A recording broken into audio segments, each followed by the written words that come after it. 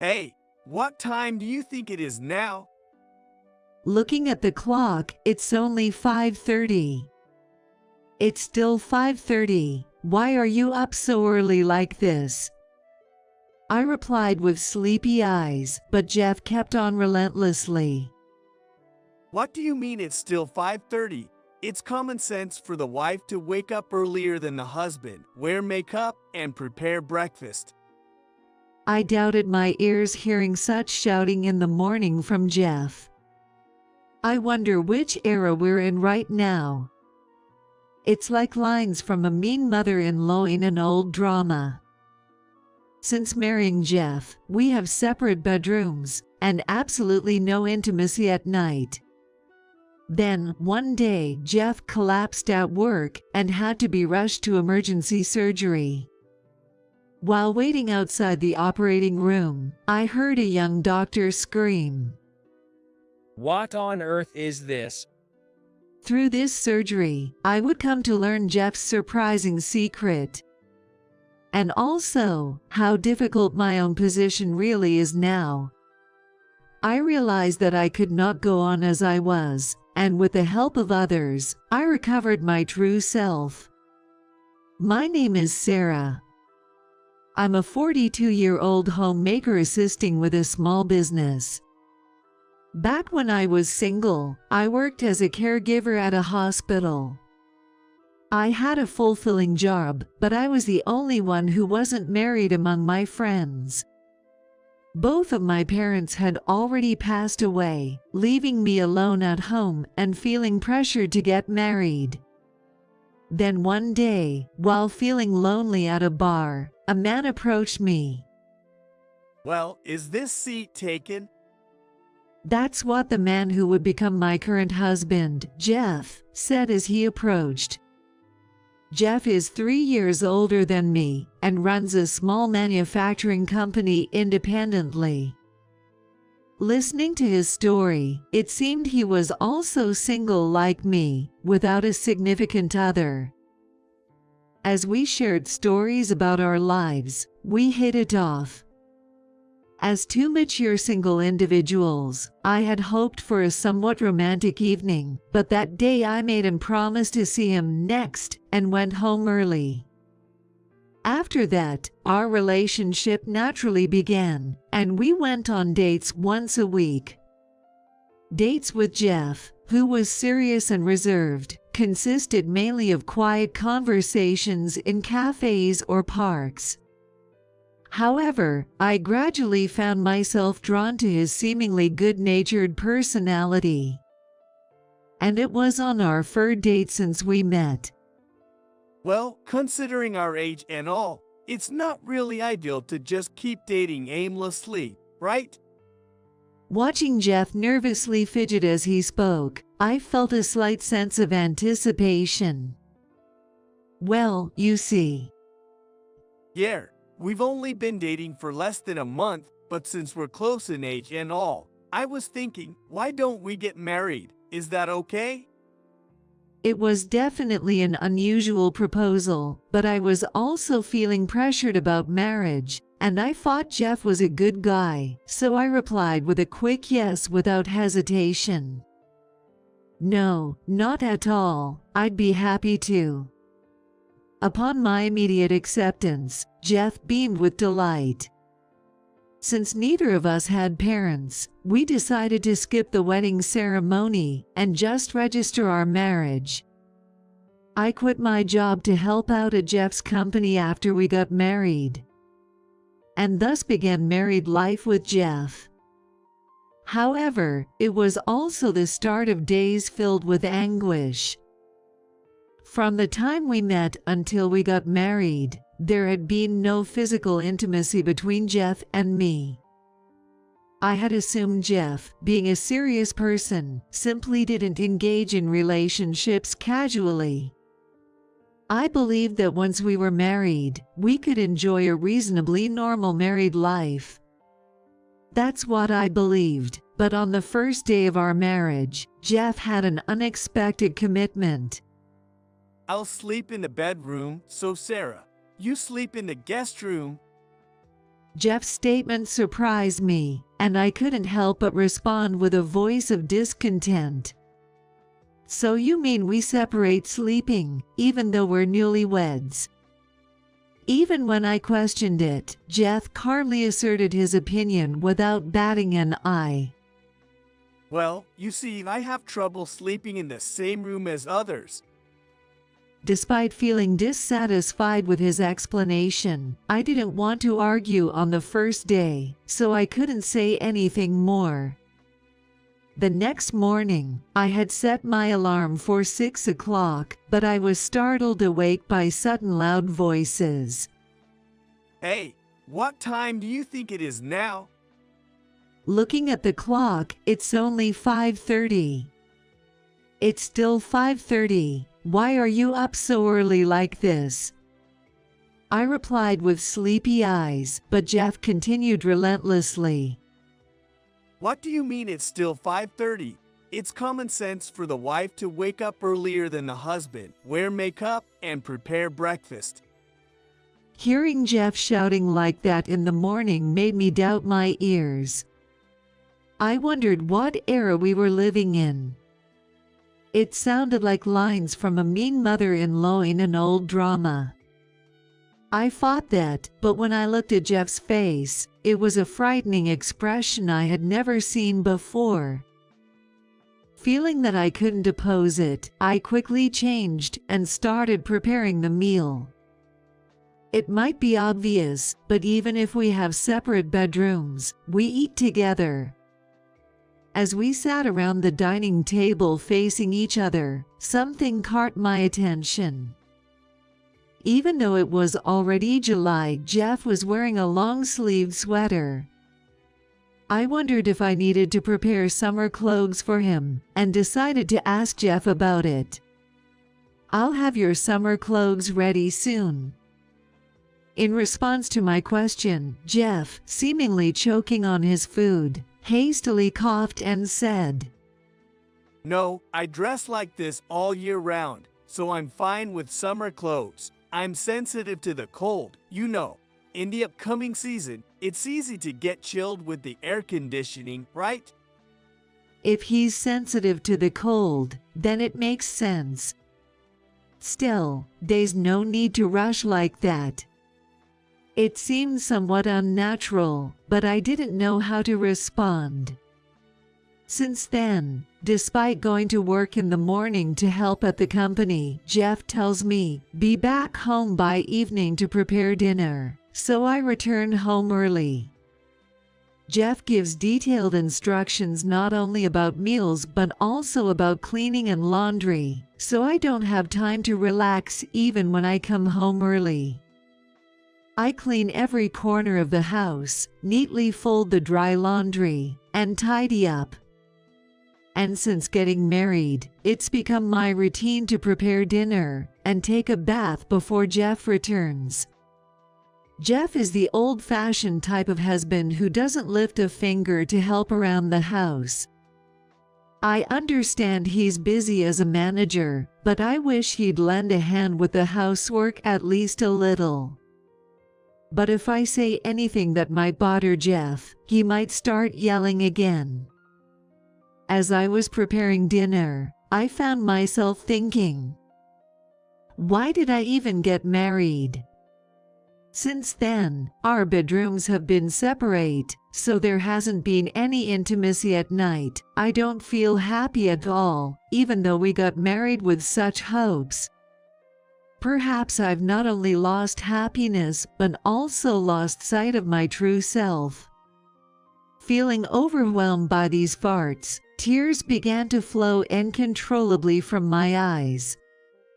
As I sat there, quietly crying to myself, my phone rang around 5 in the evening. It was a call from one of my female co-workers. Hey, Sarah. It's urgent. The boss suddenly collapsed, so please head to the hospital right away. I was speechless upon hearing this. Sensing my distress, the coworker calmly informed me of the hospital's name. Trying to compose myself, I thanked him and immediately called for a taxi. I arrived at the hospital and was shown to the procedure room where Jeff was. I was instructed to wait outside the door, so I took a seat on the chair placed there. The door to the treatment room opened, and a seasoned physician, about the same age as Jeff, emerged from within. I stood up and approached the doctor. "Excuse me, I'm Jeff's wife. How is my husband's condition?" Oh, you're his wife. Your husband's condition is stable, but he needs to be hospitalized immediately for surgery. "Really? I see. Well, thank you very much." After exchanging greetings with the doctor, I left for home without seeing Jeff, only completing the hospitalization and surgery procedures. Normally, I should have stayed by his side. The doctors and nurses might have thought I was being cold-hearted, but I just couldn't bring myself to accompany Jeff, with whom I hadn't connected emotionally. On the day of the surgery, instead of being present for Jeff before the operation, I visited the hospital around the time the surgery was beginning. As I waited outside, I heard screams coming from the operating room. Yikes, what on earth is this? What are you saying? You must be a doctor. Was it the assistant doctor who was screaming? The attending physician said to the young doctor, who seemed frightened, trying to calm him down. Nevertheless, the young doctor responded in a voice that seemed on the verge of trembling. Even if you say that, this is the first time I've ever seen such an amazing tattoo. What should I do? Don't panic. It won't affect the surgery. What on earth was all the commotion about? The voices were so loud that they could be heard outside the operating room. I vaguely remembered something about a tattoo being mentioned. While the assistant seemed unreliable, I felt reassured by the confident demeanor of the attending physician and waited for the surgery to finish. And a few hours later, the surgery was over, and two doctors came out. One was the young doctor in his mid-20s who had screamed earlier. He seemed to want to say that he had seen something unpleasant. The other was the attending physician, a senior doctor whom I had greeted yesterday. The attending physician had a somewhat pitiful expression as he looked at the young doctor. Certainly, the young doctor seemed like a sheltered son of a wealthy family, if you put it kindly. I stood up and looked at the senior doctor. Beside him, the young doctor bowed deeply to me with an apologetic look and said, I'm sorry. It's about your husband's tattoo on his back. Hey, cut it out. I didn't quite understand what the two were talking about. Especially, the words of the young doctor caught my attention. You've been talking about the tattoo since earlier. What does that mean? Both of them widened their eyes at my question. Oh, madam. It's about that large demon tattoo on your husband's back. It covers his entire back, doesn't it? I couldn't hide my surprise at the unexpected reply from the young doctor. So that was the reason Jeff had separate bedrooms. The senior doctor had a calm expression. I apologize for the trouble. The surgery went well. Your husband is okay now. Thank you. Can I talk to my husband now? Yes, if you could wait for a while. After being told so, I waited for a while and was then guided into the treatment room. There, Jeff was lying awake from anesthesia and dressed in a hospital gown. Upon noticing me, Jeff made an awkward expression. Well, you've seen something you shouldn't have. I didn't want Sarah to see. Why are you here without being called? Jeff's blunt attitude left me unable to even say, "Are you okay?" Perhaps Jeff is feeling uneasy about having been found out for hiding the tattoo all this time. Although the demon tattoo on his back isn't visible, it's clear around his shoulders from the hospital gown. But why did Jeff think he could hide such a large tattoo? Although I was curious, considering it was after the surgery, I thought it could wait and didn't ask anything. Jeff, still sulking, kept his head down. The young doctor asked me, "Aren't you going to say anything to your husband?" while looking at Jeff and me alternately with a puzzled expression. I didn't know what to say at a time like this. Then Jeff spoke up. Sarah, if you don't have any business here, go home already. What? Your gloomy face makes it feel like a wake, and I don't like it. If you get it, get the hell out of here. The way Jeff spoke made the young doctor furrow his brow and tilt his head in confusion. The doctor may be genuinely wondering if these two are a couple. All right, since there's nothing much I can do here, I'm heading home now, I said, and ultimately, I left the hospital as Jeff had instructed. On the way back, feeling reluctant to return home right away, I decided to eat out. As I was walking out of the restaurant, a man called out to me from behind. Sarah. I looked back and saw Alex, the attending physician who Jeff had taken care of earlier, standing there. Alex in his suit seems to be on his way home after work. "Hi, thank you for earlier." I was about to thank Alex for today's surgery, but he started off as if to interrupt me. I thought Jeff had such a good wife, but it seems there's something fishy going on. Apparently, Jeff and Alex have known each other for a while. What do you mean? Well, pardon my bluntness, but seeing you, I had a feeling something was off. Normally, if a husband collapses at work and needs emergency hospitalization, his wife would accompany him, right? I'm sorry if we caused any inconvenience to the hospital, I said, thinking I had caused trouble for the hospital. However, Alex shook his head in response to my words and continued. No, it's not like that. It's just that you seemed unaware of his tattoo. Alex seems to know something about Jeff's tattoo.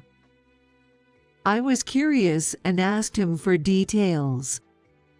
Alex revealed that he and Jeff were classmates in middle school.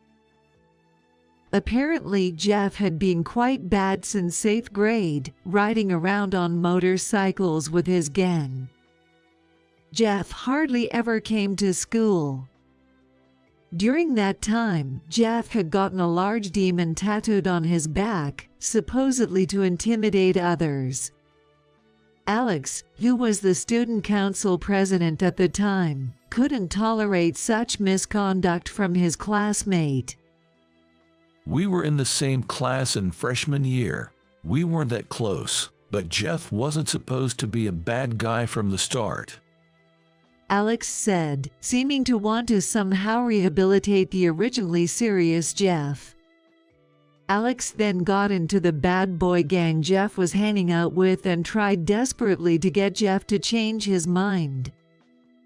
Jeff, please come to school out of these fellows, Alex begged Jeff as he spoke in front of the crowd of bad boys. However, Alex ended up being badly beaten by Jeff's gang. Nevertheless, Alex's efforts seem to have paid off, as Jeff eventually attended school afterward and even went on to high school. I had no idea about Jeff's past, so I was simply taken aback. It seems Jeff doesn't remember me anymore, but it's good to hear that he somehow managed to turn over a new leaf and work earnestly. However, dealing with you, his newlywed wife, isn't as easy. It's clear even to outsiders that Jeff and I don't have a normal marital relationship. Thinking about it fills me with embarrassment and a sense of shame. I'm truly embarrassed to think that even strangers can tell that our marriage is unusual. Alex lightly shook his head in response to my words. No, it's not you who's unusual. It seems like Jeff is neglecting you in some way. As he said that, I also started to feel the same way. For some reason, I felt like I could confide in Alex about anything. Is it because he's a doctor? Does he offer support to his patients' families in times like these? Thinking about it made me feel somewhat apologetic. I'm sorry, Alex. I didn't mean to drag you into our private matters. Oh, no worries. Right now, I'm not here as a doctor, but as a fellow human being talking to you. While I used to confront Jeff about his bad behavior back then, now there's a different reason why I can forgive him. At that moment, I couldn't quite grasp the meaning behind Alex's words. A different reason? I asked, to which Alex responded with a shy smile. Well, let's put that aside for now. If you ever find yourself confused about Jeff, feel free to talk to me about anything. I might be able to help in some way. I began to feel like I could confide in Alex, who listened to me empathetically. He knows a lot about Jeff's past. So, I thought if I told him about my current situation, he might find a way to help solve my problems. I told him in detail about the situation from the time I met Jeff until now. Alex listened silently and attentively, furrowing his brow with a serious expression. Something seems off. What was Jeff thinking when he got together with you? I'm not really sure about his feelings. As I answered, tears welled up in my eyes. Talking to someone made me realize that I was living a life that didn't satisfy me. Got it. Just leave it to me for now. I felt sorry for inconveniencing others with my situation. However, I couldn't help but rely on Alex's kindness, and my heart was filled with happiness. With Alex's support, I resolved to somehow deal with the ambiguous relationship with Jeff. The next day, I visited Jeff's hospital room from morning. Alex had informed me that Jeff's post-operative condition was stable, so I wanted to talk to Jeff. However, Jeff remained facing the window even when I visited. He refused to make eye contact. Nevertheless, I was determined to get to the truth and asked Jeff, "Why did you keep silent until now? With such a large tattoo, it was bound to be revealed sooner or later. Were you planning to hide it without establishing a marital relationship?" Jeff fell silent at my question. Then, he muttered in a low voice, Because I thought you'd run away from me, too? "What do you mean?" When I pressed him, Jeff began talking about his past relationships with women. According to his story, all the women who dated Jeff broke up with him as soon as they saw his tattoo. Jeff gives off the impression of a good young man who works earnestly.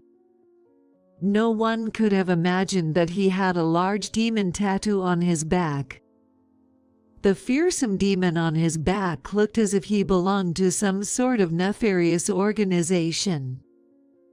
You were only on the wrong path until middle school, right? Why didn't you get rid of the tattoo when you turned your life around?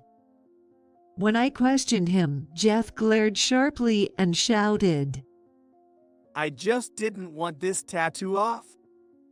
Why not? I wanted to know the truth from Jeff, but he didn't seem inclined to answer. Instead, Jeff turned the tables on me. Forget about that. How does Sarah know about my middle school days? I don't remember ever telling you about that. I heard about your middle school days from the person who was the student council president back then. Is that Alex? Jeff seemed to remember Alex. But why did he keep silent even though he recognized Alex?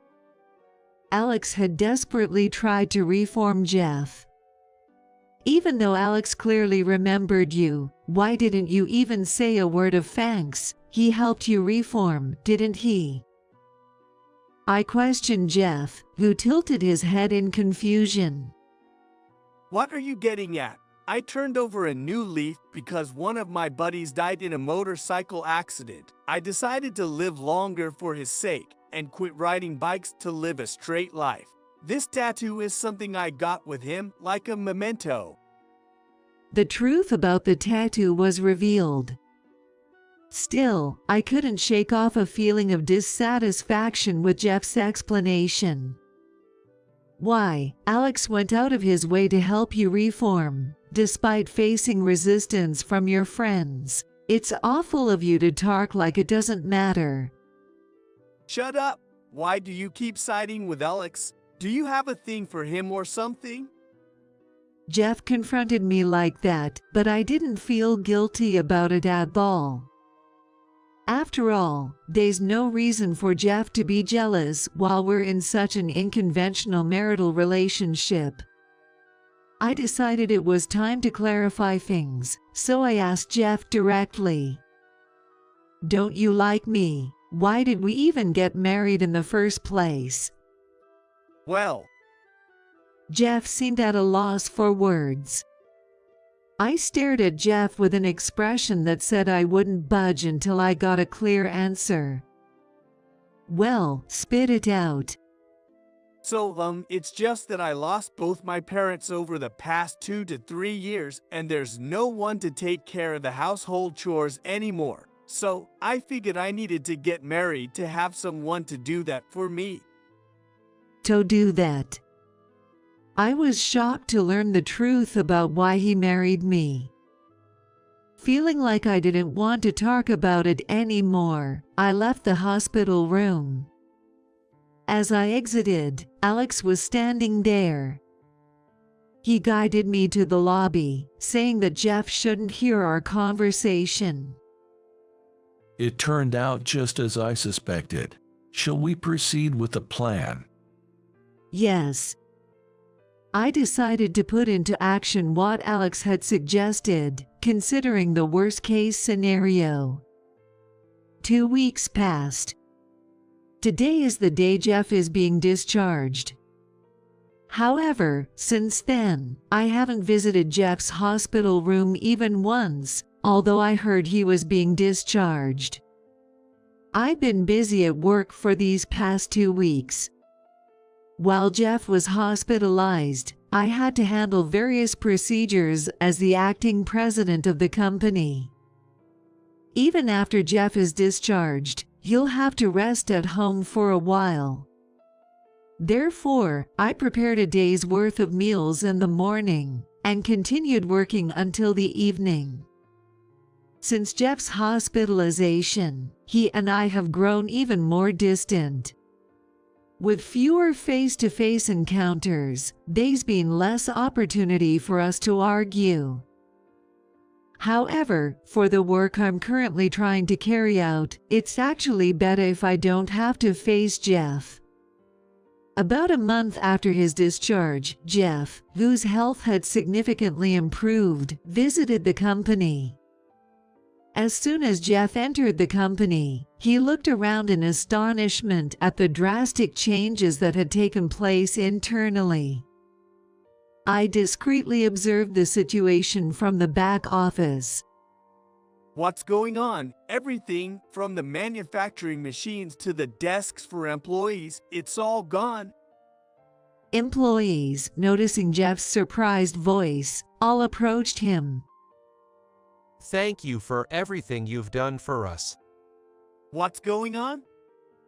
Jeff, unable to comprehend the situation, looked around anxiously. Seeing Jeff like that, the employees exchanged glances. Perhaps they were hesitating about who should break the news. Well, actually, our company has been merged with Devon Industries in the same area. Starting tomorrow, we'll be re-employed there. What? I never heard about this. Jeff's voice, surprised by the news of the merger, echoed throughout the entire office.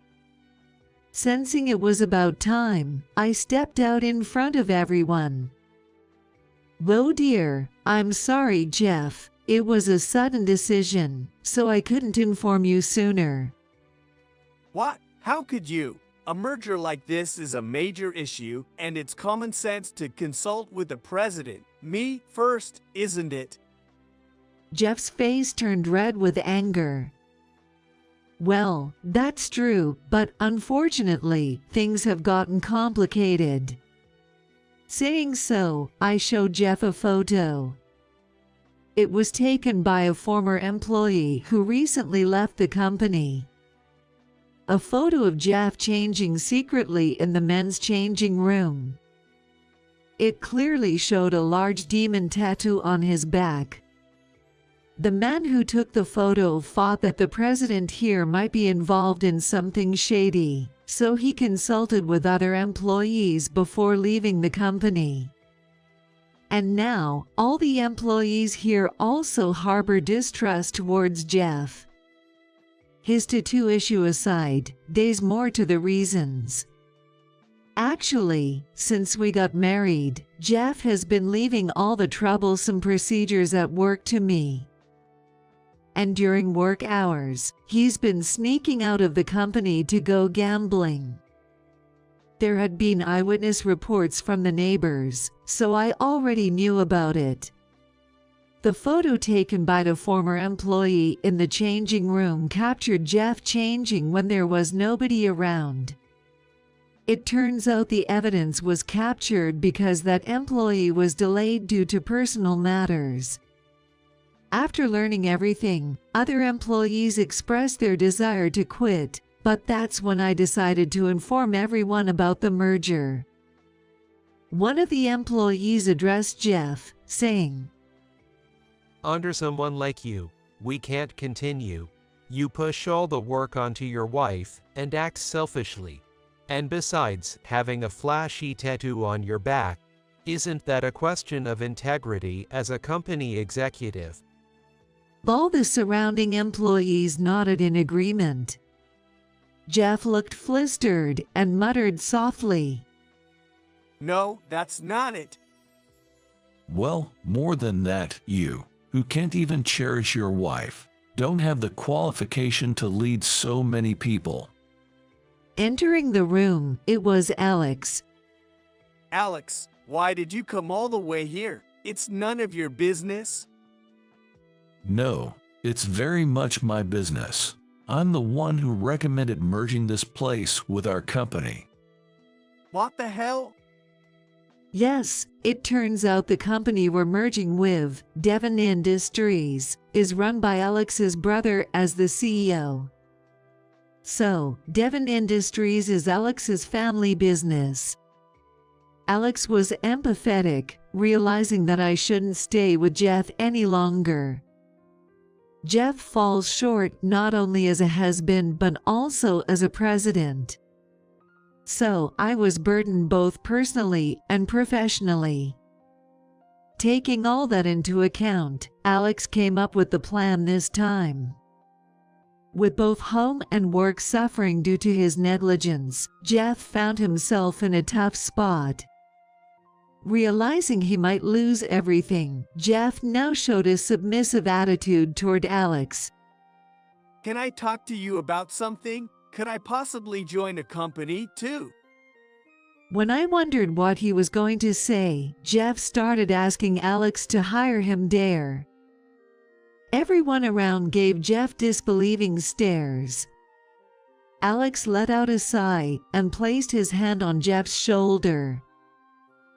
Well, in that case, there's no point in everyone leaving this company. Also, it's about time you let Sarah go. She deserves better than you. Upon hearing this from Alex, Jeff quickly turned to me and interrogated. Sarah, are you saying you want to leave me? How am I supposed to live if you're gone? Looking at Jeff imploringly, I retorted, I'm not the kind of person who can continue a superficial relationship like this. Just so you know, I'm neither your mother nor your maid. You need to learn to take care of yourself once you're on your own, I said firmly, leaving Jeff speechless.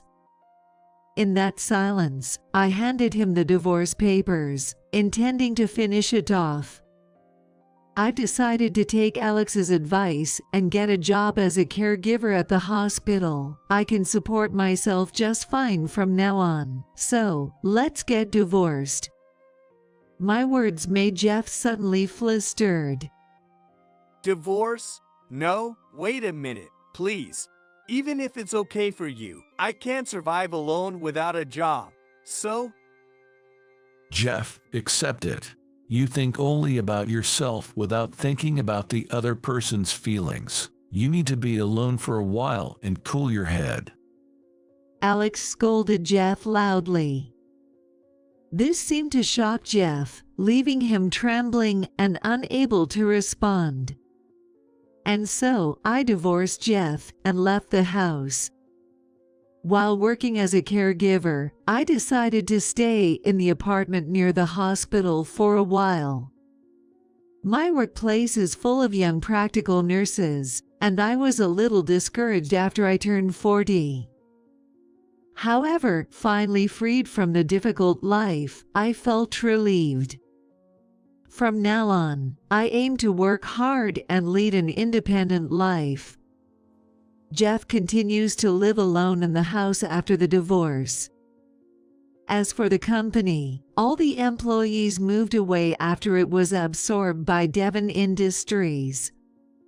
And the site of the company Jeff used to run is now just an empty lot. Jeff lost his job, but he still had his own house, so he shouldn't have to worry about rent. But when I walked past Jeff's house on my way to work, I could hear men and women screaming almost every day. Even late at night, no matter how late I pass by, I can still hear loud voices, so I asked the neighbors about it. According to the neighbors, Jeff is currently cohabitating with a woman. Perhaps because he lamented about not being able to live alone, he quickly found new partner. However, the woman is said to be expressing dissatisfaction with Jeff to the neighbors.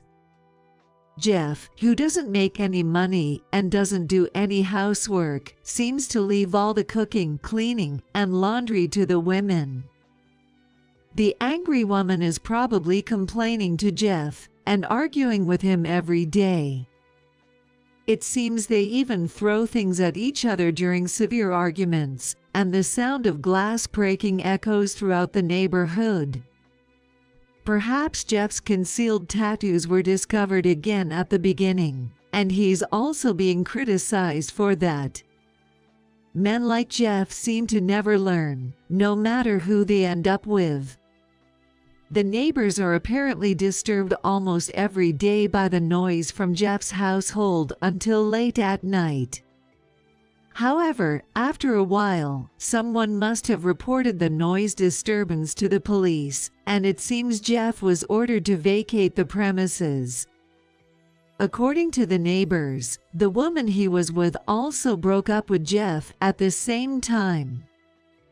By the way, I often see Jeff wrapped in a cardboard box in the park, probably because he hasn't even got a new job yet. With no fixed address, finding employment will be even more challenging for him. If he calls out to me, I will ignore him and run away. However, such worries will likely disappear in the future. I've been recognized for my work as a caregiver at the hospital, and after completing training, my salary has significantly increased. They probably took into account my over 20 years of experience as well. I also moved to a new apartment and bought a car, considering the night shifts. From now on, since I'll be commuting by car, it's unlikely I'll bump into homeless Jeff unless something extraordinary happens. I often run into Alex at work. Thanks to Alex, I've become able to think positively about life. Now, I feel like I've completely regained my true self. Actually, Alex has also experienced divorce once and is currently single. Many colleagues speculate that Alex and I might remarry. However, I think I'm content with my current life. And I guess Alex, with his carefree personality, probably feels the same. I don't think Alex and I, who are similar in many ways, will ever start a romantic relationship again, but I want to continue being good friends and getting along well at the same workplace. It's rare to find a friend with whom you can discuss anything at this age.